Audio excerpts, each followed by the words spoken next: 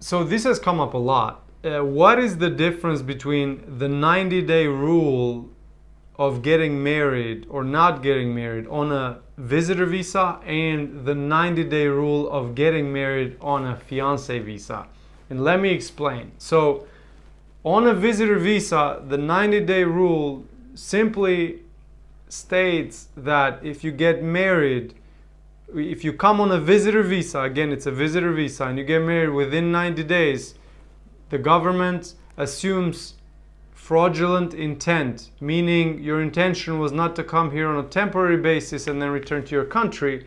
Your intent was to begin with to come to the United States and stay. And so you have, in essence, misrepresented or defrauded the US government. This is for a visitor visa. Now, on the flip side, the 90-day rule on a K1 or a fiance visa is that the fiance visa, the K1 visa, is a one-way visa to the United States. It is made for the purpose of you to travel in the US, and it gives you 90 days to get married. So it's a visa that you are engaged on to be married, okay?